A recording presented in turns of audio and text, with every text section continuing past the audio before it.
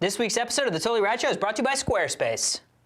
The new voice-activated Sync featuring hands-free calling, music search, and turn-by-turn navigation. And GoDaddy. It's a holiday edition of the Totally Rad Show. We got Lovely Bones and the Princess and the Frog in movies. We've got the Avatar video game, as well as a special preview of Mass Effect 2. And comics is back. You're not going to want to miss this comic book segment. We got Fables, and we've got Locke Key. You are not going to want to miss this. Happy holidays! Three rad boys who are all unemployed awake to a noise as their roof is destroyed. It's a man who employs tiny elves to make toys using magic alloys for good girls and boys. On his way to deploy gifts in Illinois, he offers the choice to help him spread joys. We don't mean to be coy, but Dan just said oi. So he took the two goys from the Totally Rad Show.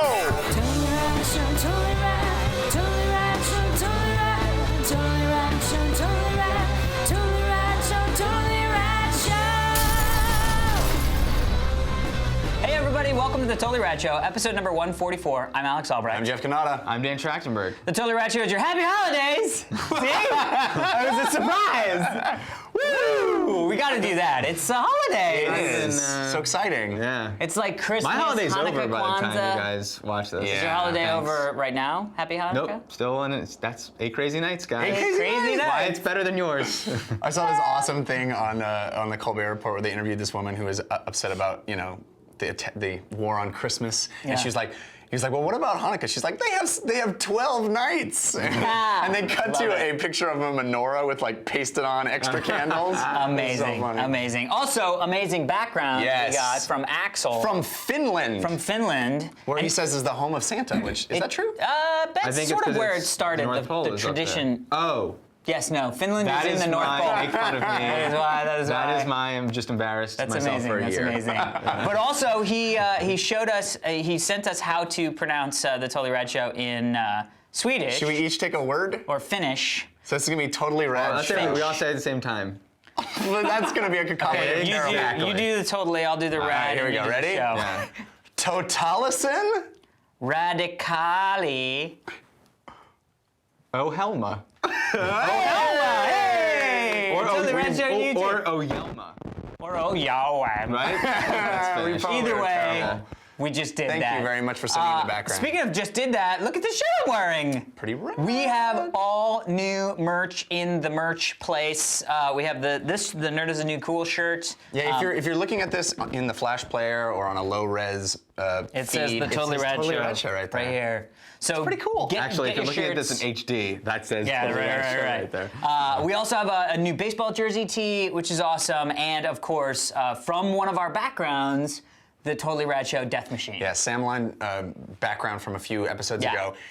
We are so excited about these new products. We wanted to get them out a little sooner, but we still got them out in time for the holidays. And maybe if you got some money from mom and dad for the holidays, maybe you want to spend it on some cool merch. Yeah, plus it's out like nowsies. So that happened. Or if you are a mom and dad. Also, we have a and wanna hat get your coming. children- We have a hat coming. It just takes a little while because they have to, like, I guess the Chinese kids have to embroider it. So, here we go.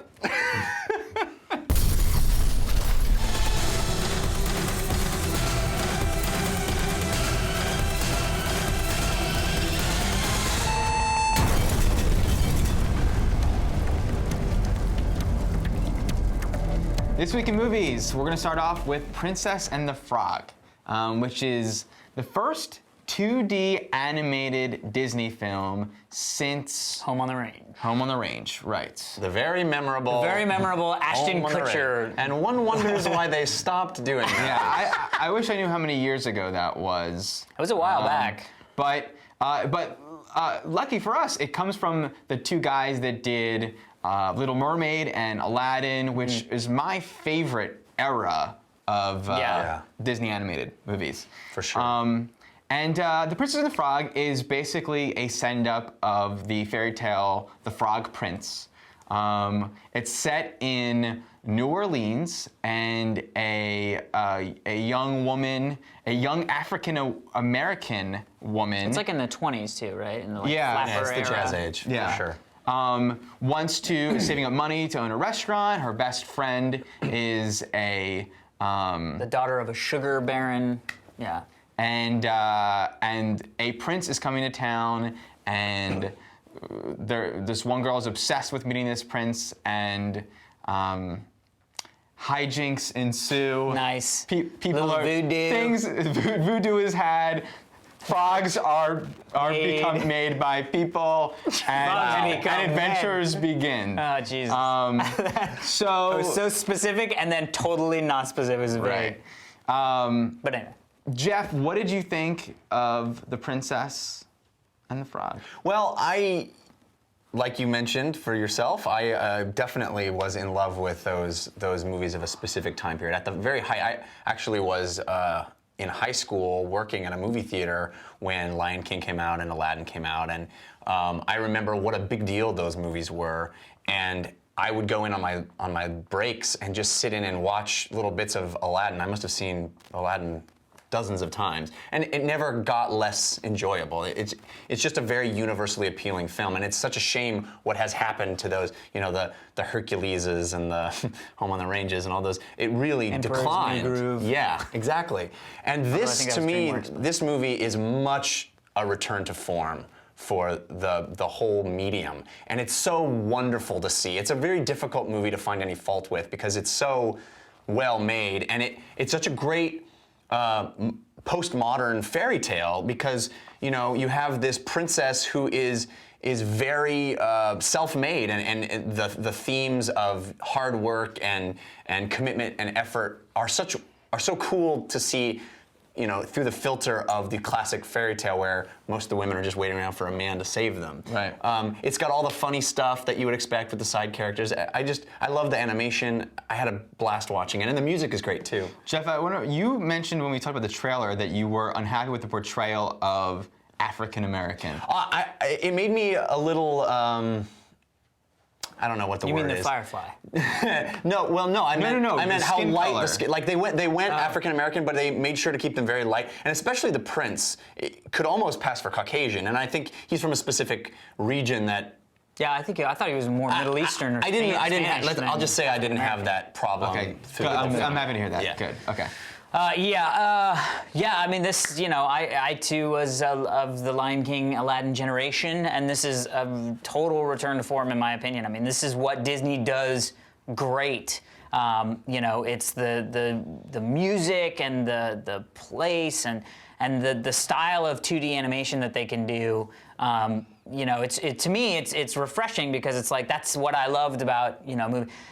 I hope that it does well. I mean, it's already been doing fairly well. I mean, I'm hoping that kids now who grew up with the Pixar movies and that's what they think of as animation, can see a movie like this and appreciate the sort of handcrafted feel to it. I mean, I know that the Pixar, there's a lot of handcrafted work that goes into it and getting the things to look right and animate and all that stuff. But there's just something so much more comfortable and sort of awe-inspiring when somebody literally drew this frame by hand. You know what I mean? Like people actually. I don't know if they're doing that though. I hope don't so. know. I don't think. I mean, there's definitely a lot of computer work that even went into the Aladdins and all those what we grew up with. Yeah, but there was a lot so. of like structural stuff. I remember Beauty and the Beast was the first to actually use computer generated scenes. I don't think any of the character animation is done with anything but a human hand. That's what I would hope. Maybe. Yeah, but either way, this know. movie all from soup to nuts, great movie, great story. Actually, there are soup and nuts in the film. Yeah, baby. And frickin' hysterical. I mean, it's one of those things. It's just the comedy moments are very Disney. Samesies here, guys. First of all, it opens as any Disney movie does nowadays with that logo, that 3D-ified version of the Disney castle with the Wish Upon a Star notes, and that is I adore that logo and the feeling that brings. You just know you're about to see Pirates of the Caribbean. They had you at Hellogo? Yeah, they did. Heyo. But even beyond that, this movie is, as you guys said, a return to form. It's totally the Disney formula, which if you were a kid, you don't know that that's happening. And as an adult, that formula is like a warm blanket that's like, yes, this feels so good. I didn't realize from the trailers how much adventure was going to unfold in the movie, and there really is a really fun adventure. I didn't know how they were going to see this premise through. I wasn't a fan of the music. Really? And I wish I really liked it. I just don't really like that style of Randy music. Newman. I really don't. Yeah. I really don't. Yeah. That's Toy Story. I really don't. But so I wish that I wanted to buy the soundtrack when I left. Yeah, I like definitely I did with the didn't. other I Disney didn't movies. have that thing of walking out singing, almost there. Yeah, It's very much you know what I a mean? love letter to New Orleans too. It is. And Absolutely. jazz. Most definitely. Yeah. And I think there's moments in the movie where like the baby is playing with the mustache of the thing, and that's a really funny moment. And I'm like, how do you write that? Like how do you know that is going to be funny? It's not a. And then he says, "Hey, Nice shirt, dork." Yeah, exactly. And that's funny. It's gonna be funny because the way that she plays with it is gonna be funny. It blows my mind the craft that goes into making this kind of movie. So highly recommend adults, kids, all across the board. Tweens. Moving on to a major release here, The Lovely Bones.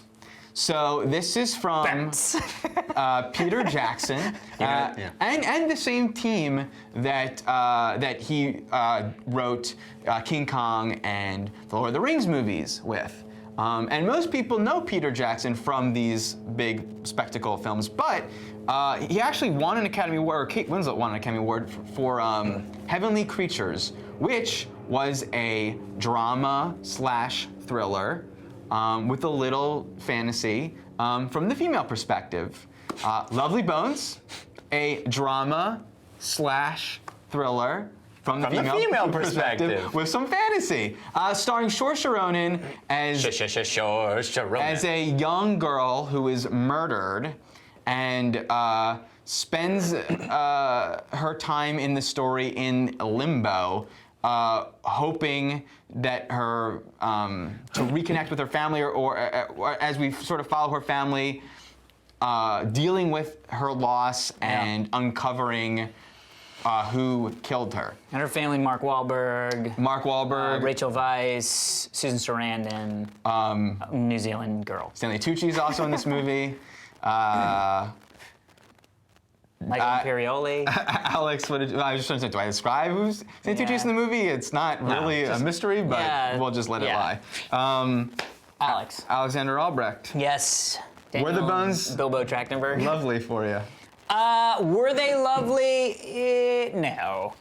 Was there lovely parts? Yes. So sometimes bones are sometimes parts. bones are parts, and sometimes parts are being boned. At the end of the day, this movie was cool, yet sort of boring. There was a lot of really cool, fun stuff in it. I thought, it's like if, What Dreams May Come met some sort of, see a Law and Order Criminal Intent. You know what I mean? You kind of know who did it from the get-go. You see them and it was cracking. Robin Williams. Yeah, you see them cracking under pressure. It's like, how do you deal with that? You see the family. I really thought Mark Wahlberg was just miscast in this, and we come to find out later that Ryan Gosling was actually cast as the father, and went all the way up to production day. There was a discussion of maybe he and Peter Jackson had a falling out, and then Ryan Gosling came out and said, I was too young for the part, which I disagree with. I would much rather have seen Ryan Gosling playing the father. I think that would have actually done wonders for the film. Because for the most part, when Mark Wahlberg was, emoting as this father, I just didn't buy it enough to get connected to the thing. Stanley Tucci is amazing as creepy guy.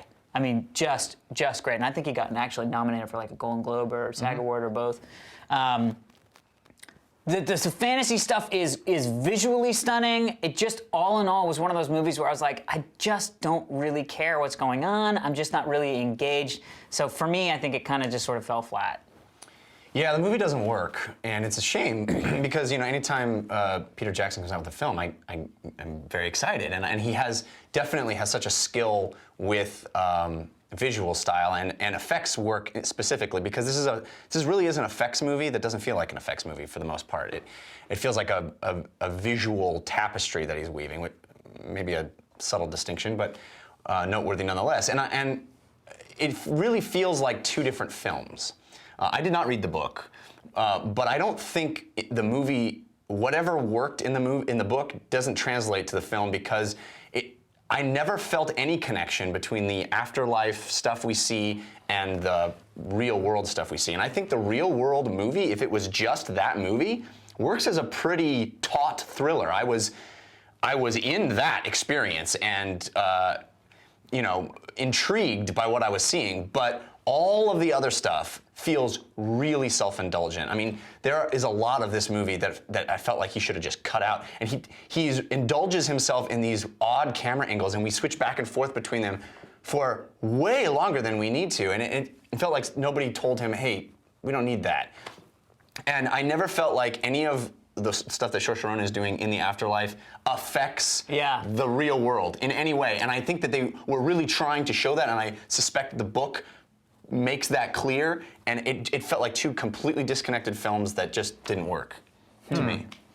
I didn't even think that the one was supposed to affect. Oh, I think that was why she was trapped there, was trying to then help solve the crime, and that propel people to do things and force her father to continue and all those things. Like I sense that in the book.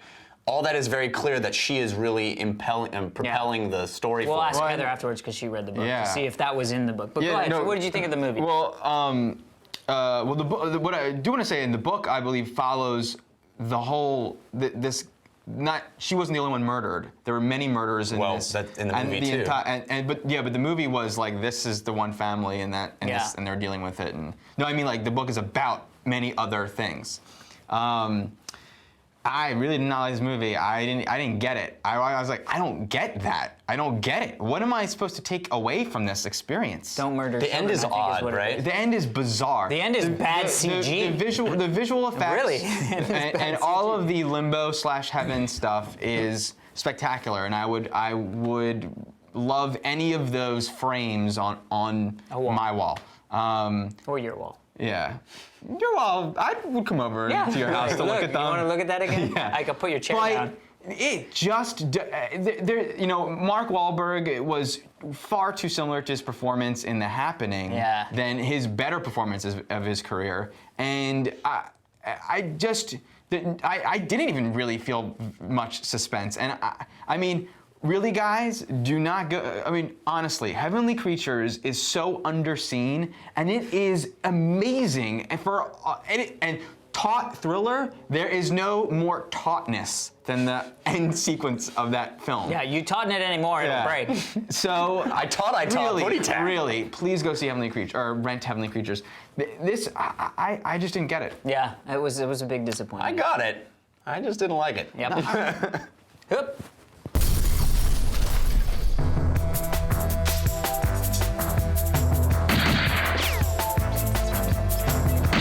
Reload.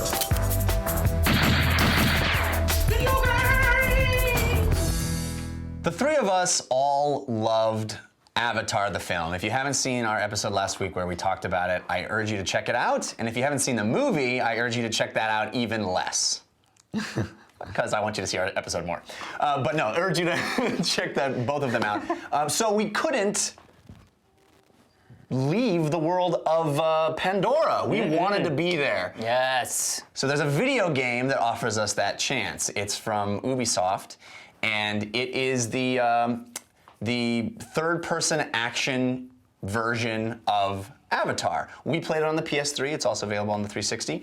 And it's an interesting game in that you play for maybe an hour or two, and then you get to a decision point. And at that decision point, you can either join the Na'vi faction or the militaristic human faction. And then the game splinters off and gives you two completely different story paths with missions and such for each. But other than that, it's a pretty standard shooter. There's a leveling up mechanic. There are vehicles and on the Navi side, animals and stuff that you can ride. It's got air combat and ground combat. And Unlockable weapons. yeah, and it's got a whole mission structure that, while very linear, still gives you sort of an impression of being able to select. Yeah. It's kind of got that wow, question mark, exclamation point thing, but it's almost like, kind of like, maybe it's a little like an open world. But not. But yeah. Well, what but did you just think go of it, this Alex? way. What did you think of the game? Yeah. I mean, it's a movie game, Yeah. Well, you can't say that these days because there's every other movie game. I mean, you don't know what I think of this game, but almost there's so many movie games that have come out this year. This falls into the classic movie game, in my opinion, which is, cool ideas and a little half-baked. I was disappointed. I thought the graphics were really good. Frame rate on mine was really slow. I don't know, maybe it was just I got the new PS3 Slim and was playing it on that, and somehow that made the frame rate go down. But I was like, it's such a gorgeous world and everything, even the models, I wanted to play the Avatar ones, the ones that they spent all those monies on. I feel like I got the crappy pre-res versions, but there is some really cool stuff in the game that I liked. I loved the leveling mechanic, and I really thought that was handled really well. And the choices of, you sort of have 4 slots, and you can kind of pick and choose what goes in them, and you gain weapons as you level. I felt like I was leveling a lot, so there was a lot of that, the carrot approach to the game mechanic. And I really loved it. Boy, the shooting was almost unbelievably painful. I mean, I started and it was just like spray, and it sort of never got any more specific than spray, in my opinion. The way I was playing. Did you play both factions? Either faction? Which faction? Yeah, I did the Na'vi one, Right. and the aerial stuff was really fun, and overall it just went. I wanted it to be so much more because it had such a cool, CG father. What about you? What's your take on you and I actually got to see it. Yeah, this is the thing you didn't mention is I think this game was made for 3D, But that's ridiculous because 4 people get to see that. Well, that's true. If you have a DLP, I mean, if I didn't just buy a different television, a lot of people have DLPs, and if you have a DLP, it's probably 3D ready. So yeah, but I predict that I could count on one hand the number of people that will actually experience this game in 3D. You can experience it in 3D. I didn't even know. Yeah, it's made to support that, but. You have to have a special TV. Anyway, we saw it in 3D. It was pretty awesome E3 looking at E3 in 3D. I think this game was made for 3D. It is without competition the worst game I've played this year. Potentially one of the worst games I've ever played. Period. Am I 2012 at you? Yeah. But despite the leveling mechanic, Not that bad. okay, the leveling. It's never gonna happen again. The leveling mechanic is awesome. Yeah. And there's a lot of actually cool ideas in the game. But what a chore to. I played as a Na'vi as well. I kind of wish that I hadn't done that.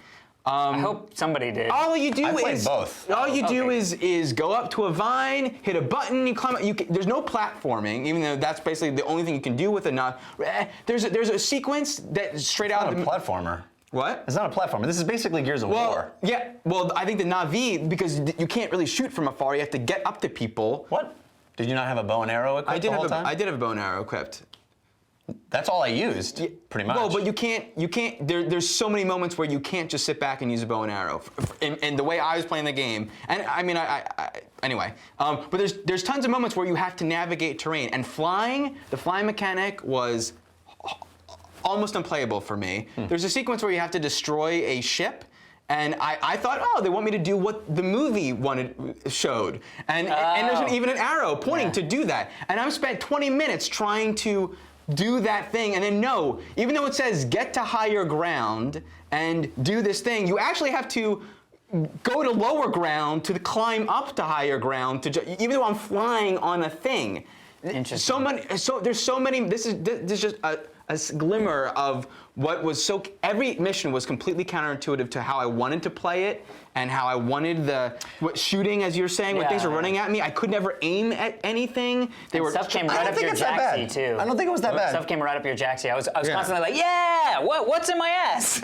I think this game could have been a lot worse, and I actually don't think it was that bad. I actually had a lot of fun playing it. It is deeply flawed. Don't get me wrong. I don't think it's the best game of the year.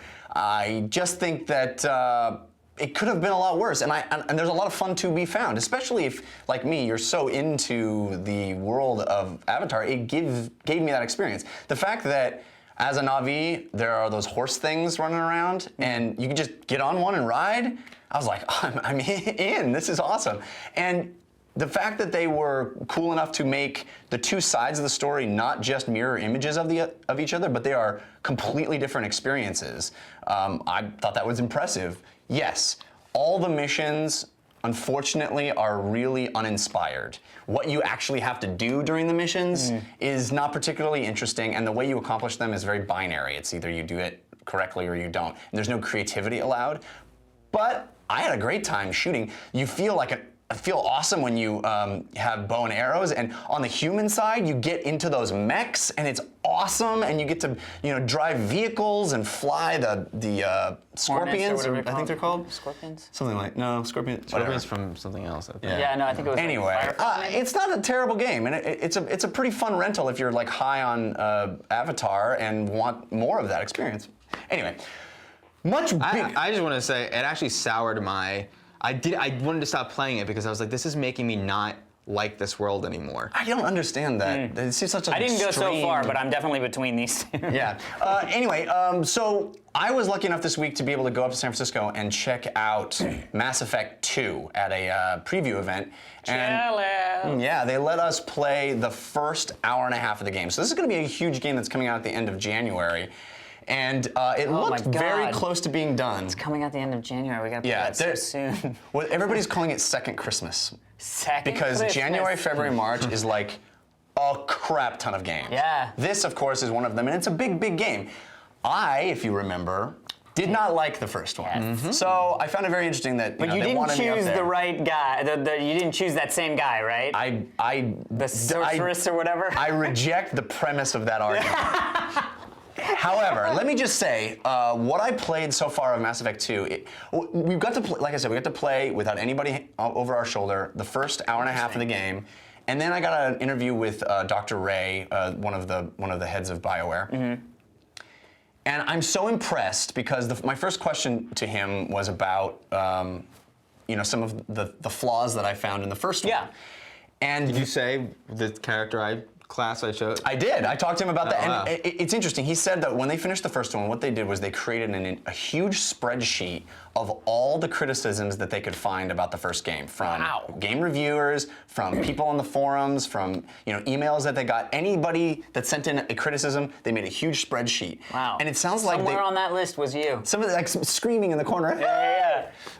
And so the big three things that I really, really disliked about the first game are specifically what they targeted. So what were the three things? The combat, Okay. which I'll say, like I said, I only played an hour and a half of it, but it is a shooter. Good. Now. That's Now awesome. it is a full-on shooter. It feels like Gears of War. Now when you run up to cover, which it has like a much better cover system, you hold the A button and you slide into it like Gears. It feels solid like that. Shooting feels solid.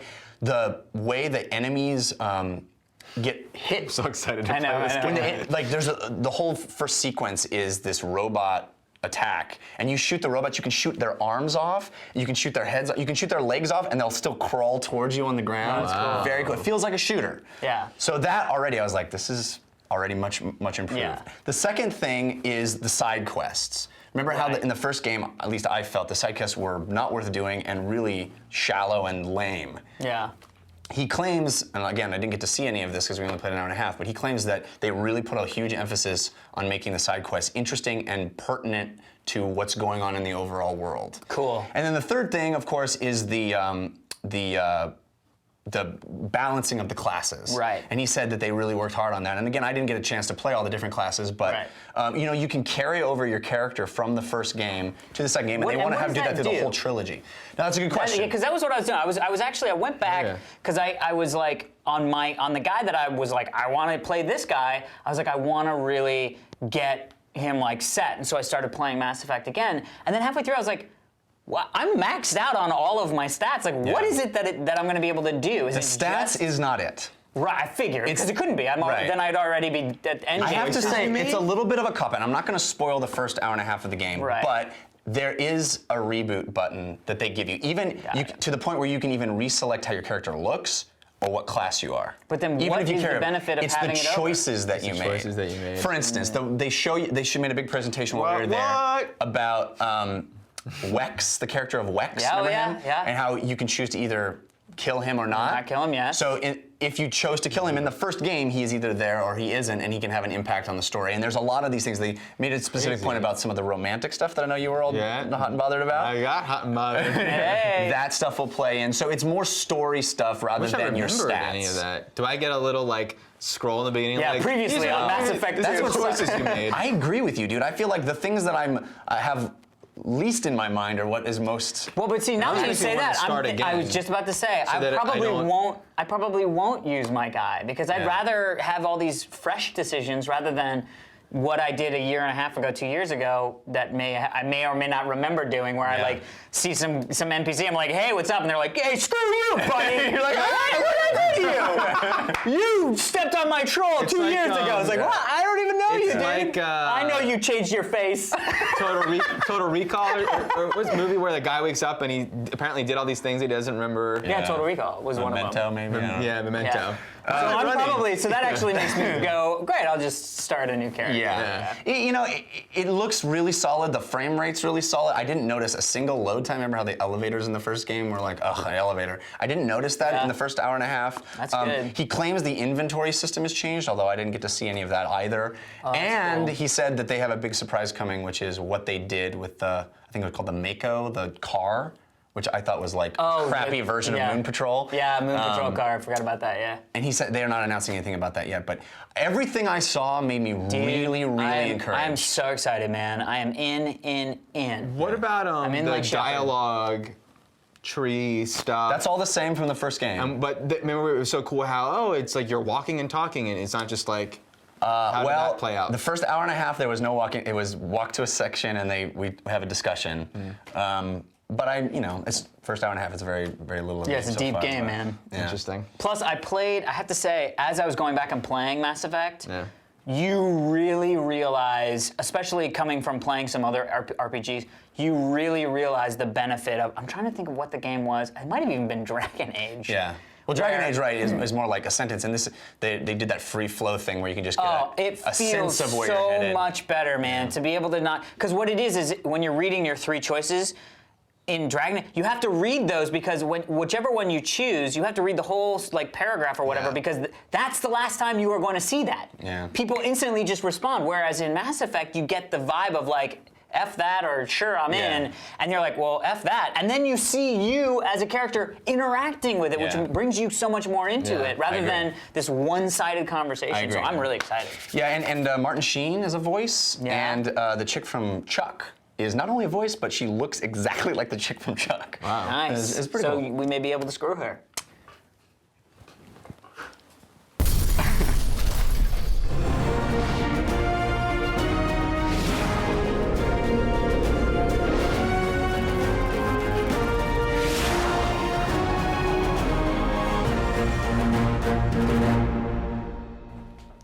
It has been way too long since we've done a comic book segment, but look how cool our new background is. Yeah, what? And our new interstitial. Yeah, we got a new interstitial. We have to thank Dennis Calero. The man, DK? Yeah. C? DC? Because I was like, Actual comic book artist extraordinaire. Yeah. Big time comic And book you should be artist. reading all the noir books from Marvel. Yes. His And newest whatever is else he out. does, follow. He's And awesome. thanks to Nikki Smith again for the background. Right. Yeah, come on. So, the last time we talked about comics was at Comic-Con, and we had a Q&A, and you may remember this happened. I just wanted to ask, I don't know if you guys have been reading Fables or not, but I know that the 12th edition volume is coming out next month, and I was wondering if you could review it, the show, or if you're interested at all. I've always wanted to read Fables, and we just haven't yet. Let's do it. All right, we're done. There you go. Two trades. My girlfriend loves Fables. Save it for the review. Save it for the review. And though it took us a while, we're men of our word, we're going to talk about Fables. Fables is a book, very popular, award-winning book that started in 2002. It's Bill Willingham's sort of postmodern retake on the fairy tale folklore creatures of myth and legend. But in his version, they've all been expelled from their homeland by a nefarious person just known as the Adversary and forced to live in the real world unbeknownst to normal humans, or what they call mundies. It's a genre book in a lot of ways, but he kind of switches genre with each story arc, or at least he did at the beginning. And the nice young lady who asked us the question referenced the deluxe edition, which came out in March, and that's the first two trades, which were Legends in Exile and Animal Farm. And in the first one, it's very much a murder mystery, sort of noir murder mystery, and you have Bigby Wolf as your what's the character from the Maltese Falcon? Anyway, your Private Eye. Diamond? I'm just trying to think of Casablanca, Humphrey Bogart. Yeah. And Snow White, as the she's Sam. This doesn't matter. It doesn't Sam matter. Spade. Okay. So Snow White has been divorced from Prince Charming, and it's very much gritty, now kind of concepts. Modernized. Tropes. Yeah. Alex. Yes. Let me just say too, ABC developing into a TV series I'm sure we'll never see, just like Game of Thrones, but who knows? Yep. Doubt No, it. actually, I think Game of Thrones might happen. Yo! Hey. Fables is Winner. Fables is never gonna happen. Alex, what did Alright. you think of Fables? Or I- you read Legends in Exile and Animal Farm, or just the I first one? just read Legends of Exile. What? Legends in Exile. Legends in Exile. I really wanted to love this. I love the concept. It's one of those things where I'm like, oh, it's such a great concept. And I just didn't get behind the execution. Mm-hmm. And I don't know what I would have done to correct it. it just overall wasn't. It just didn't get me, and I thought it would. I really, read it cover to cover. Kind of went back and sort of started it again, and kind of thought, well, maybe I just needed to kind of get into what was going on, and it just really didn't like it, and I don't quite know why. I thought the art style was okay. It seemed a little old, in my opinion. And I felt like the way that they modernized the fairy tales was like just so on the nose. There was nothing clever about it. It was like, the things were just sort of like, yeah, of course that's what's. I mean, it's like the easy answer of, well, what's Jack in the Beanstalk? You know what I mean? Well, he's does the internet thing. Instead of selling the beans for a cow or buying magic beans, he's a .com failure because that's the easy, synonym to analogy, yeah. The magic beans. Right. So I just really felt like it just didn't get me. Now, Dan, I think you had read this previously, and it's interesting too because I think a lot of Willingham has said publicly that a lot of this book is meant to be an allegory to the Israeli conflict, which is interesting to me. That is interesting. I don't know. I just thought I forgot to mention it with Alex. And Hey, I had much more opinions about the Israeli-Palestinian conflict. Happy Hanukkah. Okay, so yeah, I had read the first two trades back in the day because everyone's Eisner hugely Award-winning. popular. Yeah. Not only just people tell you, it's accolades, right? So I reread the first two and then read the third one.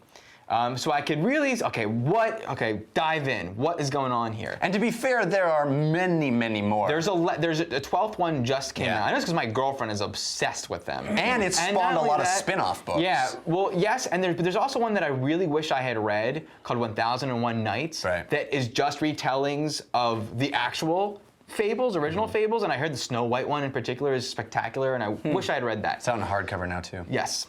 So I recommend that one. Without reading it. I've never read Never it. read it. I really want to read it. But I agree with Alex and disagree with you on similar things. Okay. The art, very underwhelming. I know exactly what you mean by old-timey, and this is old-fashioned. It's competent, but it's not spectacular. And you'd think that with this subject matter, there would be really spectacular artwork. And it's not. Although I think it's gets better throughout the series. Well, different artists. I actually don't agree that it's the Jack, Magic Bean's internet. I actually felt like. I wish that they were. I agree that I wish they were more clever. Right. But I don't even get a lot of them. Like, why is Big Bad Wolf a Sheriff or a private whatever? eye? Yeah. Well, I think you get more answers as it goes on, but there's a lot of characters like.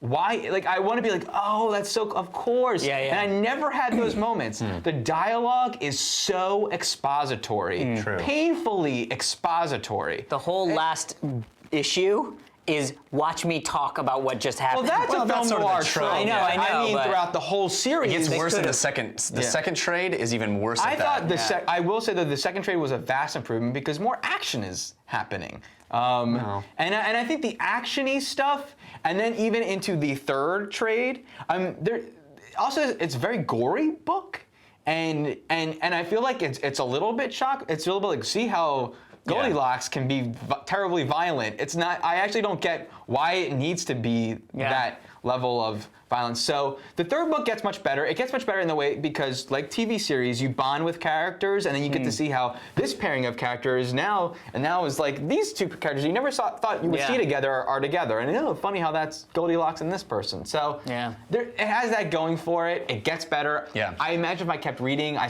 would start to like it. But first three trades. Yeah. Very mediocre. I like you, Dan. I read this way back when it was first released in trade, and because like you said, everybody had said how great it was, and I didn't even finish the first trade. I stopped reading halfway through, and just didn't care for it at all. For this episode, I went back and reread the first one and read the second one, and rereading the first one, I really enjoyed it. Actually, I don't know what changed, but I enjoyed it. The second one, not so much, but I agree with you 110% about the dialogue. It is such clunky comic book writing that it feels very comic booky, like we have to explain our backstory to you as, oh, you don't remember that we do. It's like, okay, you're just saying that for the audience's sake, and it feels very tired. I wish I liked this more because clearly a lot of people do, but I won't continue to read it. I thought I was going to be the one who was going to love this book. Yeah. I mean, of all of us, and I wanted to love it so bad. You know what I mean? Clearly a lot of people do. I just don't think it's up our alley. You would. Yeah. I think the later trades, Alex, are more. There's a heist element to the third trade. There's I think you would really get into, and the violence factor gets upped, and so. I love killing people. Speaking of violence, we'll talk about the next book we're going to talk about, which is called Locke Key, and it's written by Joe Hill and illustrated by Gabriel Rodriguez, and it's from IDW Publishing, and it's a relatively new book that is. I think the third trade is in issues right now, or the third first issue arc of the third arc. But it's a limited series. I think it has a hard stop.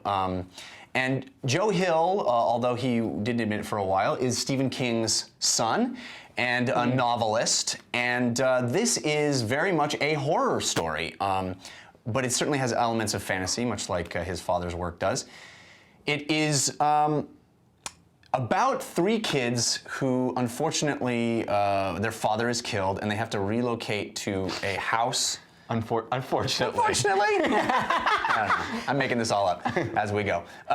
They have to go to this house, a mysterious house, and they begin to discover that there are keys all over the house that do different things when you put them in locks, and they are all magical things. And it's interesting that we brought up Lost Room last week because I think this has a similar idea in the sense that there's an infinite number, potentially, of these keys to be found, and each one can have a different magical effect and create a completely different story.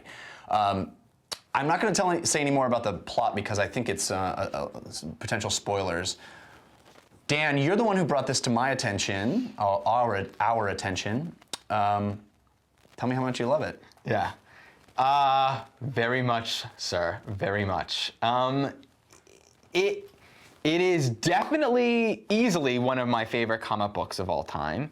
It's probably the best comic book since Why the Last Man, perhaps. I think it's far better than Why the Last I mean, Man. maybe. I mean, Far better. Yeah. I almost say Preacher, but I think that there's some. Okay.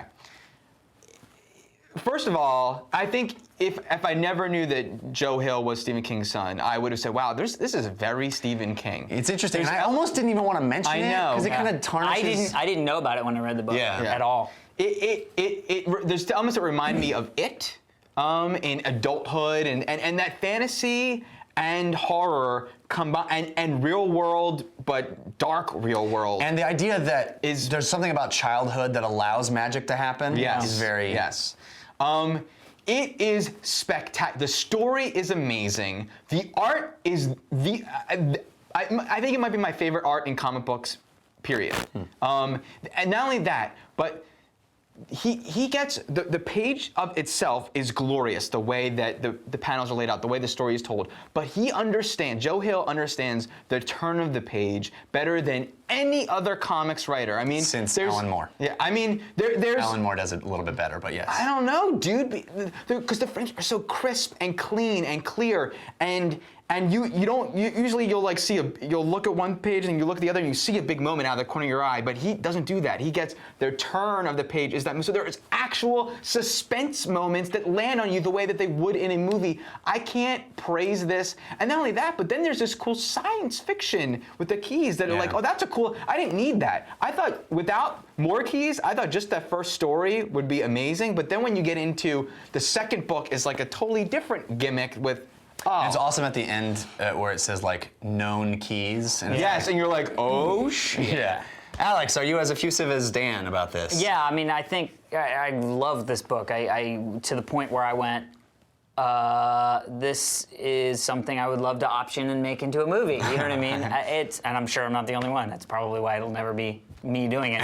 But no, I tore through this book. I read it on a flight up to San Fran, and I mean, finished it in barely a sitting. I mean, it was just like so fast. I was standing at the gate to check in, and I was like, well, I might as well start flipping through the pages. And within the first like 2 pages, I was like boarding the plane like this. You know what I mean?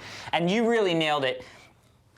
Every comic I have read, every comic I have ever read, I am constantly looking at the second page when I turn my page. And I don't mean to do it, it just happens. Things grab me on that second page. I'm constantly jumping or the farther than the page you're on, or whatever. Whatever it is, I'm constantly not going through the flow of the book as it was meant to be read in comics. And I've always had that problem, and I not once did that happen to me when I was reading this book. The flow and structure, and not only that, I felt like I read a book. Usually when I finished reading a comic, I was like, wow, that was really good. That was a great comic I just read. With this, I felt like I just read a novel. You hit the nail on the head, and that's exactly what I was going to say. Yeah. He's a novelist, and this reads like a novel. And it's an interesting combination of factors because it reads like a novel. You feel like you've gone through a very dense, interesting experience. And it's intense. And yet, it uses the strengths of comic book writing and comic book storytelling so very well. It uses the graphic match from panel to panel. Or there's a wonderful stuff in the first trade of seeing the same image, but the background changes because the guy's imagining where he is. Oh, it uses wonderful. Alan Moore did this so spectacularly well, and Joe Hill does it here, where one scene will transition into another, and the last bit of dialogue from the previous scene is spoken in a text box in the next scene, and it applies to both and has new, deeper meaning because of the visual you're seeing that is not contextually correct. It is very, very good writing, and I think it is the best comic book since Preacher. And I think, like Preacher, it feels like a novel. It feels that deep, that epic. I think this is a incredible book, and it's something that I think you could hand to anybody that has never read a comic book before, and they will love. I gave it to Heather. I hate forced Heather. I said, Heather, you should read it. She read something. Surrogates, the prequel to Surrogates. She read and enjoyed, and I literally left it on her nightstand. I said, you should read this. I hate that amazing. this is in our. I hope that people are watching this comic book section because I feel like this book is as strong a recommend as the best movies as Avatar. I agree. You know what I mean? It is a phenomenal and not only that, but is this the first non-superhero book that you enjoyed? It's definitely the first non-superhero book that I've loved this much. Most definitely. yeah. No more man in tights, capes, and cows guy. Well, I'm still a Capes Cows guy. Let's if that guy was in his super pants, I might have been better.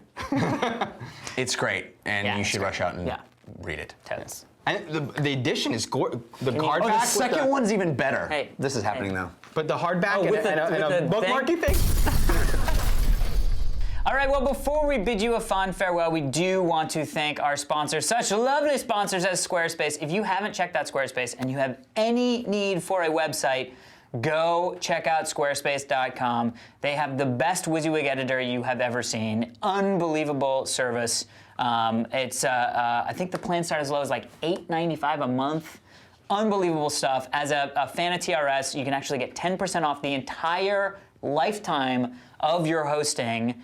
Just use the coupon code TRS when you check out. But not only that, they have created the Squarespace iPhone app, which is unbelievable. Talk about updating your website on the go. But not only that, you can manage your website. You can check the stats on your website. There's so much stuff that you can do to manage your site through the Squarespace iPhone app. It's unbelievable. And they got great company, great people over there. So head over to squarespace.com. If you have any interest in a website, check it out. And I think you can do, I thought there was like a trial thing you can do, but maybe not. I don't know. Anyway, check it out. Squarespace.com. Use TRS as a coupon code when you check out for 10% off lifetime of your order. Also, check out the voice-activated Sync from Ford. This is the future. Hot. Cold. Even better than that, it goes in your car, and like Dan was indicating, it recognizes the sounds. It understands the words coming out of my mouth. That's good. Which is incredible. You can Russian have it play songs from your. You can tell, hey, I want to listen to the new Jay-Z, and it'll play it. You can have it. You can talk. You can say, "Totally Rad Show." Totally Rad Show comes up just from your voice. Even more than that, it is sort of like your partner in automotive excellence because it'll send you a health report of your car. Amazing. It'll let you know, like, oh, you should probably take your car in for a service in a couple of miles. Yeah. Amazing. What else does it do, Alex? It's got way more. It's got 911 assist. Yeah. So anytime 411 and 911 assist. So you can get all like, the 1-1s. all the 1-1s. You can find out information if you're driving around and you need to. talks about 211, but I think that's really the best. Yeah. Yeah. You can News stuff, local yeah. news, weather, sports. You can be driving around and be like, I 211. need Chinese News and weather. food, and you can have it call information, find out where the nearest Yep. Chinese food is, And turn-by-turn navigation. Incredible. Amazing stuff. So check out syncmyridepodcast.com, and that'll give you all the information you need. And it really is, as we keep saying week after week, Knight Rider. Amazing. GoDaddy.com is where you go for all your domain names, hosting. They have 99.9% uptime, That's a lot of 24 hours, 7 days a week support, and they're pretty good with that, by the way. Domains, as they have .com domains as low as $1.99. If you go to GoDaddy.com/TRS or just go to GoDaddy Promo and use the code, there's a promo code. promo Oh, so you just use it through the website. Yes. And then you put in the promo code. But if you go to revision3.com/GoDaddy, you can see all of the promo codes. Right, but yeah, TRS8, for instance, is 10% off your order. Nice. TRS-8. TRS8D, but without the zero. Anywho, let's get to an email, shall we? Hey, Dan, Alex, and Jeff. I just want to start off by saying thank you so much for a fun and entertaining podcast. My favorite episode is when Dan keeps looking at Jeff sweating like crazy. Alex was looking also. I was. I'm not gonna lie to you. It was you seeing me see it that made you go. I don't remember any of that. And constantly had to leave the set to collect himself. I will tell you right now, that is my favorite episodes are when Dan has to leave the set to collect himself. I love that. So you only have one favorite favorite episode? Oh, I have a couple favorite episodes. Collect yourself before you wreck yourself. My wife and I will be celebrating our second Christmas together, and I got her a fun gift. When my wife was a kid, she never had a Teddy Ruxpin, a Ruxpin, which were awesome. I love Teddy Ruxpin. So I found her one online. I know there's not much you can do. I know there's not much you can do with a Teddy Ruxpin these days, but can't say she can't. But she can't ever say she never had one, which got me thinking. What was the one gift you never received growing up, but finally got it as an adult? Your fan, Travis Gross. Of the Goss, I think it is. Goss, yeah, there's no R, of the Unradio show, Thompson, Illinois. Dan? Well, when I was little, I always wanted a radio flyer and a Red Ryder BB gun, and my parents wouldn't let me because. This sounds like a speech. Yeah. No. I was, as you guys all know, and many of you probably do, obsessed with The Karate Kid. Correct. Still kind of am. Yes. And I remember as a kid, I loved the movie so much that I would watch the entire credits scroll. And at the end of the credits, it would say, based on the DC Comics characters. And I forever was like, dude, there's a karate, this is based on a comic? That's awesome. So in my adult life, I remembered this and went hunting on eBay for the Karate Kid comics, and was very excited. It finally arrived, and it's not anything. They licensed the words Karate Kid. The Karate Kid is just a dude in tights who does karate. It's pretty lame. So amazing. Whammy. yeah. But that's good that you sought that out as an adult. Yeah. Jeffrey. When I was a kid, I always wanted a pogo stick. Oh, me too. I wasn't allowed. So much. I don't think I wasn't allowed. I just, for some reason, it never happened. And when I was in high school, one of the very first girls I ever dated got me one. Jill Pogo. I don't even want to make a Ride the Pogo Stick reference because that is terrible. And Just did. Just did. good. Did it by not doing it. No, she was very sweet. She got me a pogo stick, and I lived out one of the fantasies of my youth. How did it? It just gets worse. How did it live up? Really, It was really jackhammering fun. that into It was the really ground. fun. Yeah, pogo sticks are fun. I like them. I love pogo sticks. I don't think they. I mean, I guess they make them now that can support the weight of a full. They have, like, man, stunt Well, they ones. have stunt. Yeah. They look awesome. Yeah. Just don't pogo stick if you live in a small rural town with Kevin Bacon and Fred Ward, because Duly noted. Duly noted. graboids might Graboids come. might come and pogo What your about you, stick. Alex? You know, I don't know. I can't really think of anything off the top of my head. Red Ryder BB gun? No, BB guns. No. I mean, I kind of was. My parents were pretty. You got everything open. you wanted. Not that I got everything that I wanted, but that everything that I would like was an option. You know what I mean? I might go, well, I want to have a throwing axe. I would be able to get one, and so for the most part, weird stuff that I wanted, I would go buy. I mean, I have so many martial arts weapons, it's not even funny. I never really, I don't know about you guys, but we were very much of the mind of Christmas and birthdays was when you got things.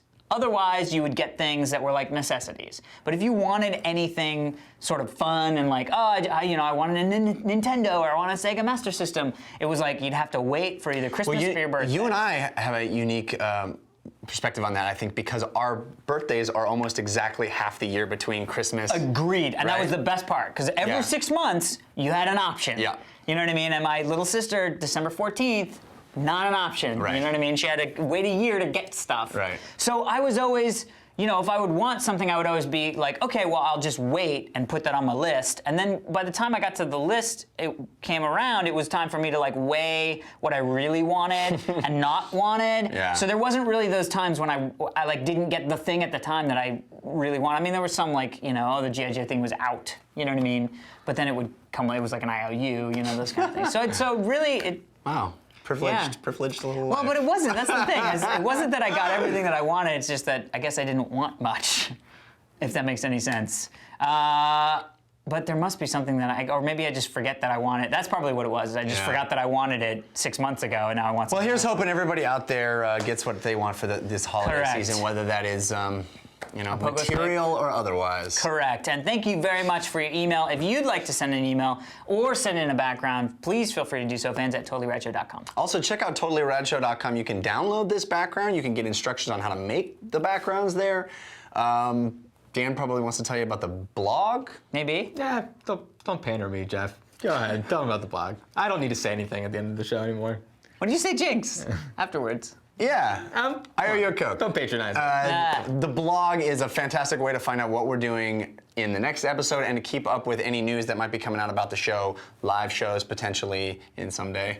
Yeah. And also check out Mike's wizardry with the Photoshop in his time-lapse videos for the beginning of the show. They're fantastic. And welcome to the new line of shirts. So we have the Nerd is a New Cool shirt, and that's going to be for guys and girls.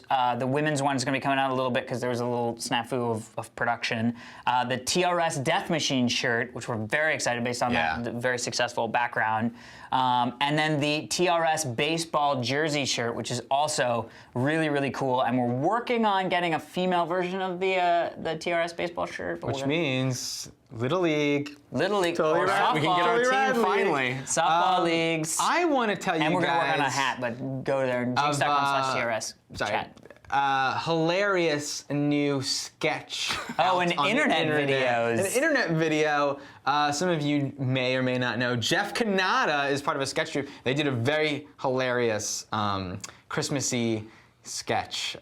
We kind of do a Christmas card as a video to send out. I would love for you guys to check it out. I think it's funny too. Yeah. And it's at veryangryneighbors.com. You can actually, if you go there, you'll see it's called The Spirit of the Buffalo. Love it. I'm excited to see it. I haven't seen it yet. Our previous It's a Christmas. musical. Yes, it is a musical. And our previous Christmas sketch is also there if you want to check out and dig a little deeper. It's called Christmas Time. So I'd love to hear what people think of those if you want to Twitter me or email the show and let me know. Amazing. And happy holidays, everybody, from our family here at TRS to yours.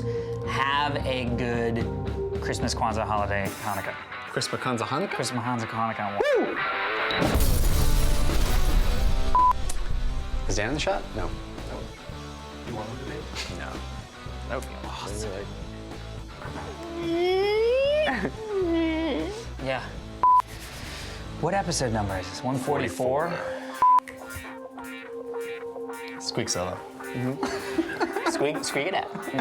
Squeak, squeak, squeak, squeak, squeak, squeak, squeak, squeak. Can't squeak this. Radio.